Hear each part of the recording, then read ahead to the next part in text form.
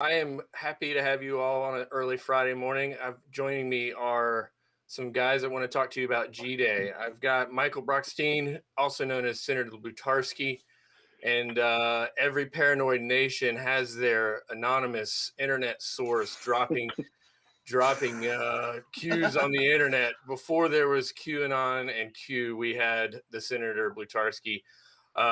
Below him, and you'll hear from Jeremy Attaway, who is the editor on Dog Sports website, and if you're not following Dog Sports, you should be, because they don't kiss the ring of butt smear without any fear of retribution of losing a credential. So they're not afraid to cover the dogs a little differently than some of the other sites.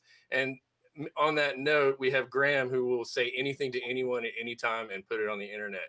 So he is at Mummy Pole. Graham is at Dog Out West, and Jeremy is at Making Dog. I am the guy on the internet who misspells tweets and puts out stats. And you can follow me at dog_stats. So good morning, guys. Good morning. Good morning. Good morning. So tomorrow's on the interweb. No fancy ESPN broadcast for Georgia. So I don't know who's calling the game, but do you think they're going to talk about anything other than George Pickens?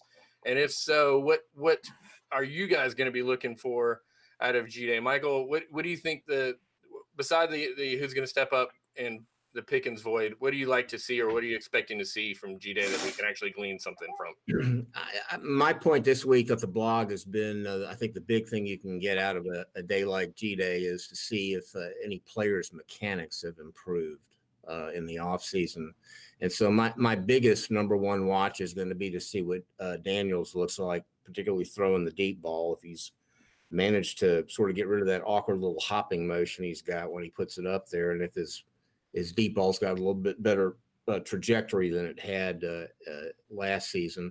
And the second guy I want to watch in the same regard is Truss, because the O-line is such a huge question mark right now, not because there isn't talent, but because I don't have the first clue how it's all going to sort out. The only thing I know for sure is that the coaches obviously would like to move Sawyer inside, and he wants to move inside, but there's no way they're going to do that if they don't feel good about somebody taking over at left tackle. And that's going to mean, if it's Trust, that he's going to have to look a lot better than he did in the bowl game. Yeah, we talked about the O-line, and Graham went deep on that on our show. And, I mean, he had some moments at the end of the game, but, yeah, he got blown up pretty good. But, like you say, what Coach always preaches is you got to get better. So, yeah, that's a good call on seeing if we can get some mechanics out of those guys and see if we can see an improvement. Graham, what do you think of all the mid-year enrollees, and which one are you looking to maybe step up? Maybe some of those guys at left tackle. Well, yeah, I mean, the obvious one is Amarius Mims, right? The talent there is tantalizing, and from a recruiting standpoint, in a program full of really, really strong O-line commits and recruits, like, he's kind of a step above in terms of how heralded he has been coming in. Maybe it's an Andrew Thomas type situation where he can come in and start from day one, but doesn't sound like he's kind of pushing that right now. Sounds like he's still running with the twos, which if he could come out there and have a really good showing, especially against the number one defensive line with a lot of talent, that would be a big statement for him.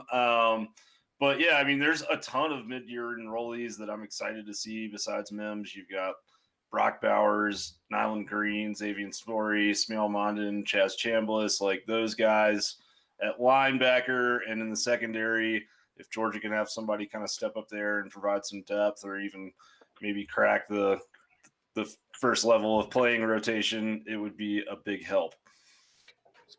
Jeremy, who are you going to the game? And if so, or if not, what are some of the guys on offense that you expect to maybe make a Prather Hudson type of appearance? Yeah, I'm not actually making it to the game. I'm going to be at a fast-paced junior gymnastics meet. I'm not competing. I'm only observing. Doesn't mean you can't bet on it, though. That's true. DraftKings will take your money on almost anything. But no, I'll tell you one guy who I'm looking to see, and I don't think people are really properly considering the impact he could make early, is Brock Bowers, tight end out of California, who's a guy who, if you're going to be an early enrollee and you're going to make an impact at a school like Georgia, I think one of the things you have to do is you have to bring a skill set that's not currently on the roster. And I think Brock Bowers is a guy who does that, in that he's a smaller, more fluid route running tight end than guys that we have. I mean, obviously, Darnell Washington and John Fitzpatrick are both all getting off the bus team kind of guys at, 6'6", 6'7", 260. But the truth is neither one of them is as fluid a route runner at this point as Brock Bowers was coming out of high school. I got really excited about this kid when I turned on his film, and one of the first things I saw was him returning kickoffs, and actually making guys miss in the open field on kickoff returns. That kind of Orson Charles guy is something that, frankly, we don't really have at this point, either on the wide receiver side or on the tight end side. He's a guy who didn't play any senior football. California canceled high school football in its entirety, which turned out to be a good news, bad news situation for Rush Probst down at Valdosta. Whole nother story. So he hasn't played, a down of live fire football in quite a while.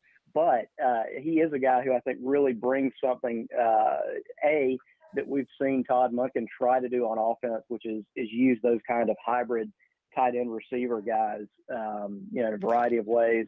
And B, I just think he's really, immensely physically talented. Like Michael, I'm really interested to see, whether we get somebody at left tackle who we can rotate in. Xavier Truss is a guy, like you guys said, he struggled a little bit when he got the chance there in the bowl game.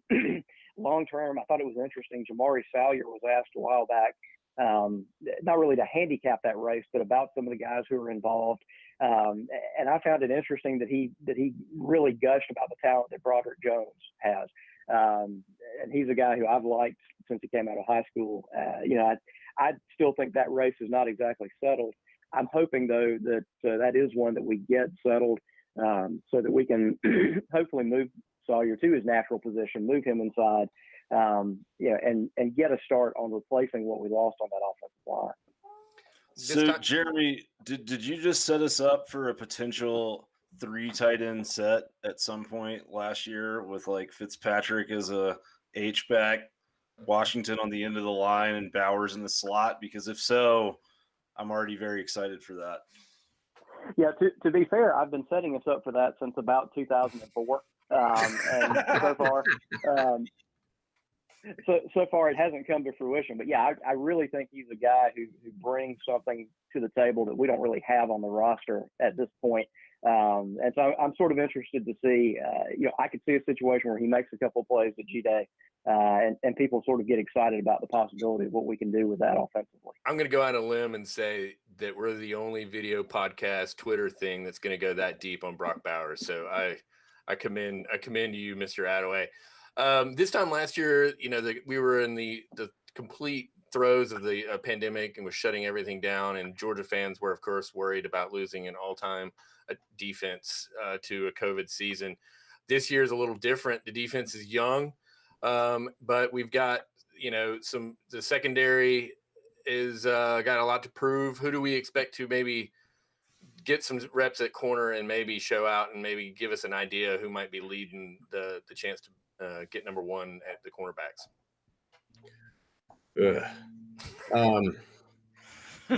I guess I'm going to go into my long-term spiel right here. And I probably should have made a bigger deal about it at the time than I did. But looking at it now, the fact that Smart only signed 20 kids in this last class and deliberately left spots open on the roster, the more I watch, the more this tells me that we're not done in the transfer portal. And especially after what the NCAA did yesterday, I have a funny feeling that one of our starting cornerbacks isn't on the roster as of tomorrow. That's probably, I know if you said that, it makes a lot of sense. And yeah, I didn't even put all the pieces together. See, this is the cue drops that you're going to give us. I mean, you're all over it. Kirby's Kirby deserves credit, at least in terms of roster management. Of course, he learned from the master, but he plays a long game with this. And I think he knew once everybody was off for the pros that was going to be a spot that number one, I just can't see Georgia starting 2 freshman corners. It's just not going to happen. I mean, I think we've got a nice backbone up the middle in the secondary now with the 2 safeties and Tyke Smith. But, maybe you risk 1 freshman at a corner, but I just can't see 2 of them. So I think all those guys are going to be, Kimber and Ringo and Green, they're going to be battling for the 2 deep. But I would just be surprised if any more than one of them gets a start. And for the record, you were talking about Saban the Master, not the Portal Master, right? That's who he Absolutely. Absolutely. So, yeah, I mean, I think the interesting thing that, I mean, obviously it'll be exciting to see Ringo, right? Because we haven't seen him, and it'll be fun to see him in pads on the football field at full speed. But the thing I'm wondering a little bit with Tyke Smith coming in, like, it feels like that star position is something that we may have more bodies that would be suited in than a true cover corner. I'm almost wondering if, like, Tyke Smith might come in, slide into that free safety position, and we might see Christopher Smith come down and play corner, just because he was very, very good in coverage last year. He's put on a lot of weight in the offseason, it looks like, but he's still not that natural safety body in the run stopping sort of situation. So I don't know. I'm curious if that might be a kind of backup plan at some point as well, just because that's kind of more his natural position anyways. Well, Smith said at the time that he committed to Georgia that the coaches talked to him about both star and safety. Right. So there may be something in the works. Well, on that note, too, on the other side of the ball, Kirby came out of character a little bit and named JT as our starter, which is, I mean, if you told me last March that JT Daniels was going to be the starter and then it would already have played a season with us, we would have been like, who? But he's number 1. Who's going to be number 2, or who's going to get the most looks at being number 2?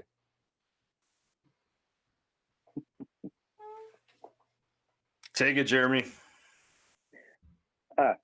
That's definitely Brock Bowers.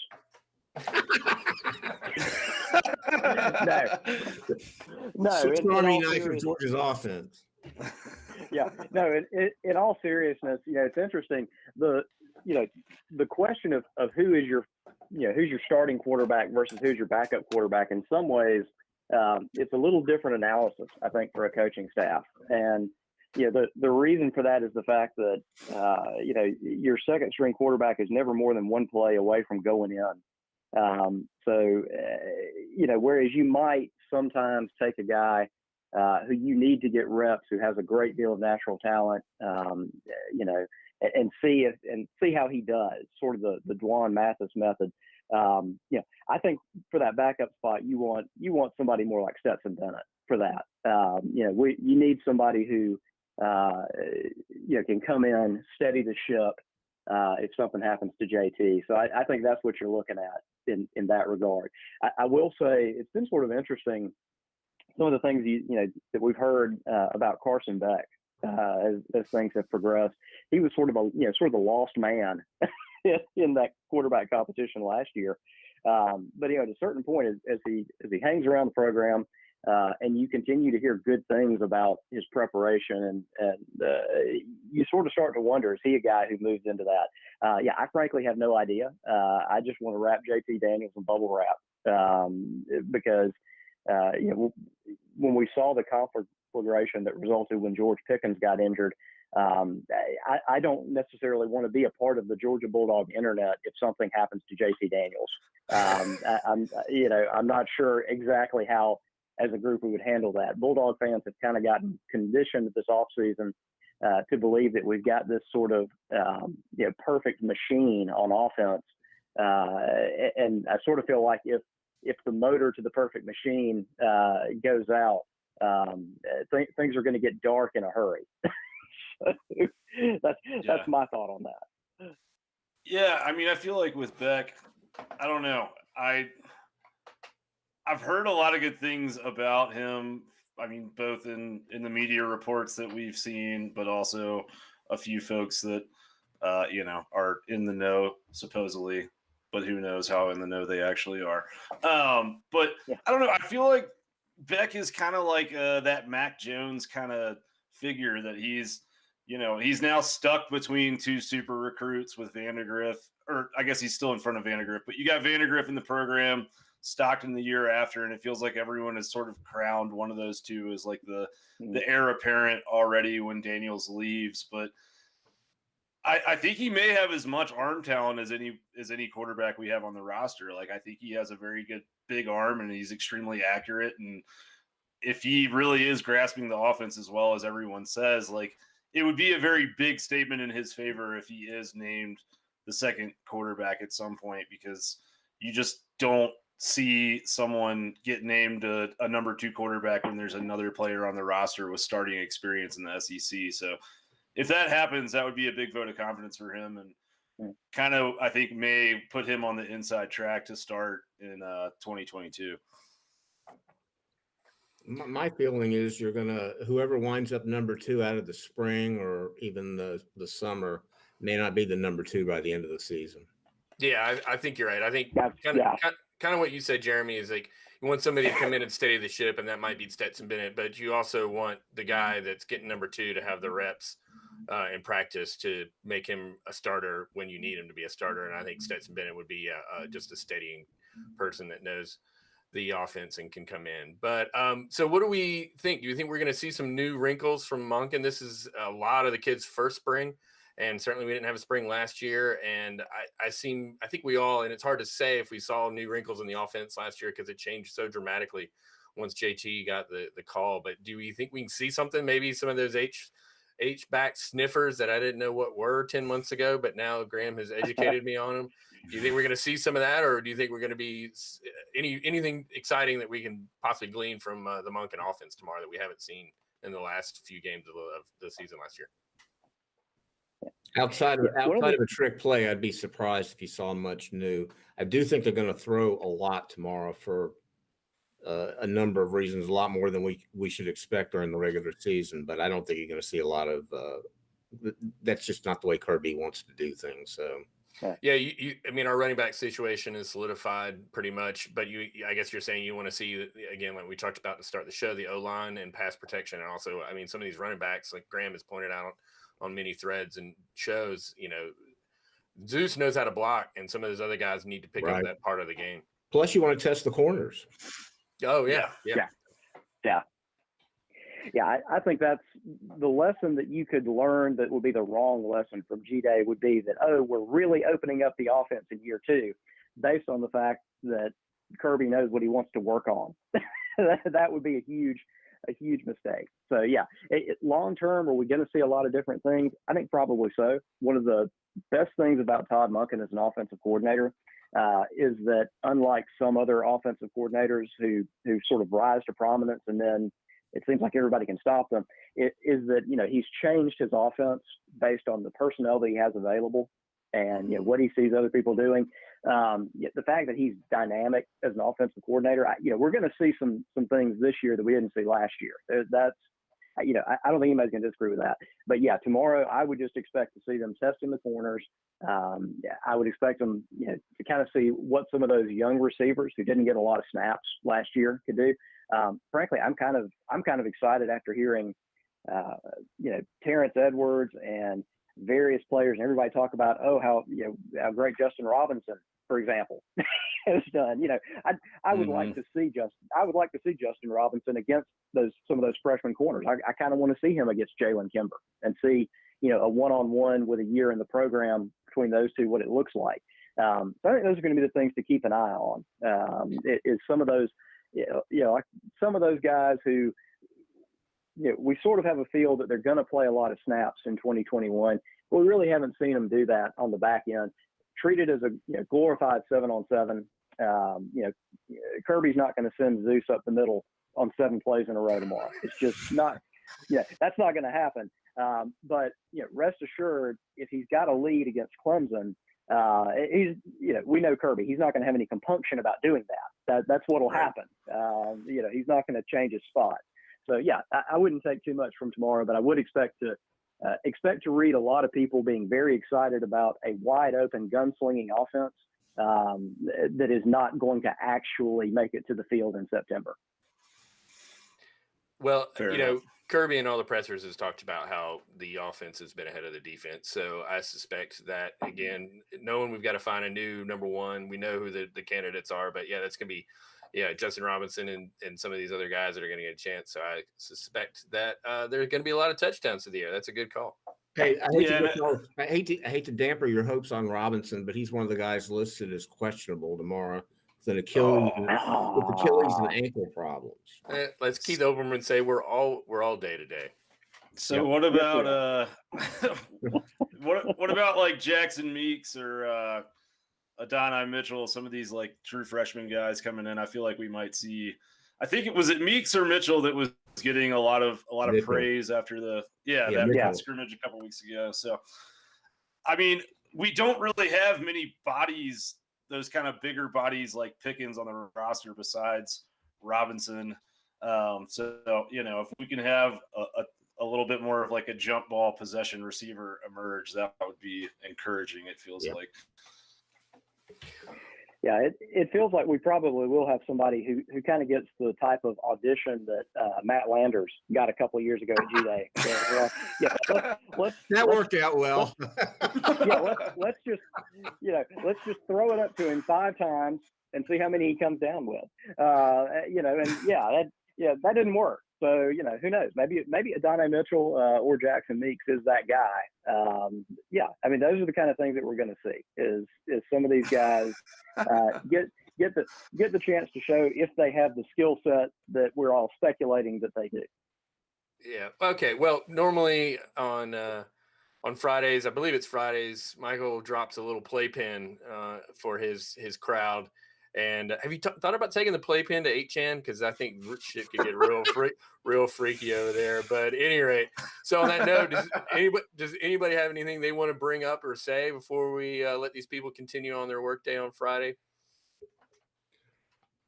So I assume, are any of y'all going to the game tomorrow? I cannot. I'll be the only one there. Okay, I'll have to hold up my end of the deal for everybody. The screwy thing is, if I read it correctly, it sounds like the ESPN Plus thing isn't going to be fixed at one spring game. They're going to be bouncing around all over the SEC tomorrow. Although I think they will broadcast the Georgia game, and it's on the SEC network later on this week. But it sounds like I'll have the early jump on getting to watch the entire game over you guys. So. Okay, so are you going to be live tweeting it? God, no. I'm hoping I'll be too inebriated for that. Yeah. No, I think you might be able to get it on the ESPN app. Like you may be able to just hone in on that one feed. Yeah, but I mean this is what happens, right? Like Alabama gets the prime slot on ESPN, and here we are on SEC Network Plus. The Ocho. Yeah, on the Ocho, or maybe like the new Weve at this point. But at least it's not a noon kick. Yeah, that's true. That's true. But yeah, I mean, win a national title, and you can get the ESPN slot for the spring game. So maybe we'll get it someday. I got a question for you, Michael. The name, image, and likeness bill. Can you, we got 2 attorneys on the call here. What do we think? I mean, is that kicking in time to save us from having to compete against that in Florida? I mean, give us a rundown on that, because you talked, and also we got the one-time transfer. So those that missed that, is that going to be in place soon enough to affect us in 2021? On NIL, I don't think the governor signed it yet, but I assume he's going to, since he's a rather big Georgia fan. My understanding is right now there are something like legislation in 7 states goes active on July 1st. And,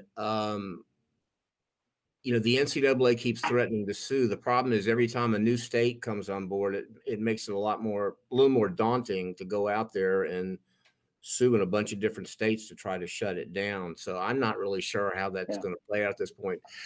I don't know if y'all noticed the one really weird wrinkle that they stuck in the Georgia bill at the last minute. Even though they're letting players earn revenue from their NIL, you can't give them bottles of water. Sorry, no, law. It's not that. They don't get access to the money until a year after they leave school. Ooh, and interesting. That is something that's not in these other states' laws that are going into effect, and I would imagine Kirby's going to have to deal with that a little bit on the recruiting trail if that doesn't get cleaned up. Because to me, I mean, it's a pretty good thing to throw back.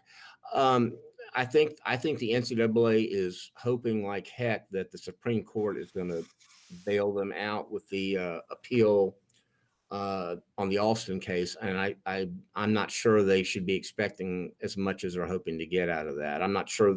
I'm not saying they're necessarily going to lose, but I don't think they're going to get the antitrust exemption that they're really dying for.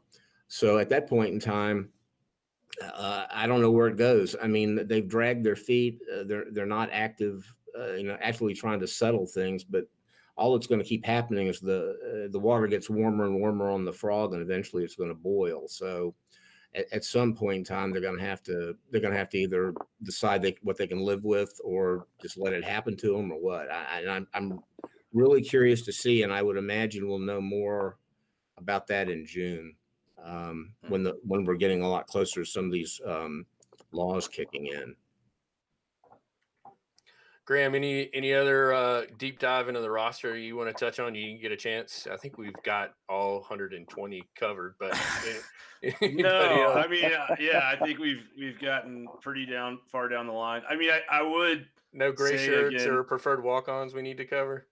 Well, I mean, I think this is super exciting because we didn't get a spring game last year. I mean, like, we've still not seen Carson Beck ever throw a football. A lot of these guys, in addition to the early enrollees, but some of these guys that were on the roster last year that were more developmental freshmen, I think it's just going to be exciting. And I think we're going to leave tomorrow probably someone that, we know his name, but hasn't been maybe getting a ton of buzz, or we're not super aware of, is probably going to stand out. And then we'll build him up, and he won't be able to live up to those expectations when the season comes around. But I am very excited to see the Nylon Greens and some of these young corners, but also I think we need more depth at linebacker. So whether it's Sori or Smealmondon or Chaz Chambliss, some of those guys, if they can flash a little bit and show some competency, it would be good, just because linebackers in the SEC, you're going to have some guys get dinged up, and at some point we're going to have to be able to play some second string guys up there. Jeremy, any last thoughts you can add to this good morning and this getting ready for G-Day? Yeah, just a couple of things that occur to me. One, on the name, image, likeness front, I think Michael's right. This is something that's there's a lot of legislation out there, and there's a lot that remains to be decided on it. Something that's interesting, though, as with the recruiting work that we do at Dog Sports, as you talk to recruits and, as you just kind of see what they're telling other people, it's been interesting to see a shift in the past, roughly 6 to 9 months. I can't count the number of recruits who, when talking about Georgia, have talked about how Kirby Smart or Del McGee or one of the other coaches has talked to them about their personal brand, or things like that. You're really starting to hear that bleed into recruiting, which, to be honest, is going to drive some people nuts when it kind of comes to fruition. There are some people who are going to be incredibly turned off at the thought of, Kirby Smart going in home and showing kids exactly how they can harness the power of their personal brand. That's really going to throw some people for a loop. So be aware of that. Also, I would add that, as Graham said, there's going to be somebody who's probably going to make an impact tomorrow. I refer to that as the Torin Curtsy Award. I don't know. That's deep dive. Yeah, if you're old like me, you remember going to G-Day and watching Blutarksy. You can Google him if you don't remember who he is. It was a Georgia tailback who just ran over, through, and around everyone on G-Day back during the Donnan era. But the fact that you're going to have to Google him should let you know exactly why you should, pump the brakes on whoever does that tomorrow. So. Well, I guess tomorrow's too early to see everyone's Twitter and Instagram handles on the back of their jerseys, but I'm sure Kirby will embrace whatever comes around the corner. Or maybe just put their Venmo on the back. Yeah, that's not that far off. Oh, that's awesome. Well, guys, thank you so much. I hope you guys have enjoyed our little G-Day prep. If you're not following at Making Dog, that's Jeremy on Twitter, and be sure to be checking in on dogsports.com. Graham writes for dogsports.com, and he is at Dog Out West. The one and only Senator Blutarsky, Michael Brockstein. Get the picture is the OG original blog site there. So check him out. I believe now if you go to Google and type in Blutarsky, his blog comes up before Animal House, which is correct, actually. Pretty weird. All right. Thank you, guys. Thanks. However you enjoy the game, enjoy it, and go Dogs. Amen. Go Dogs. Go Dogs.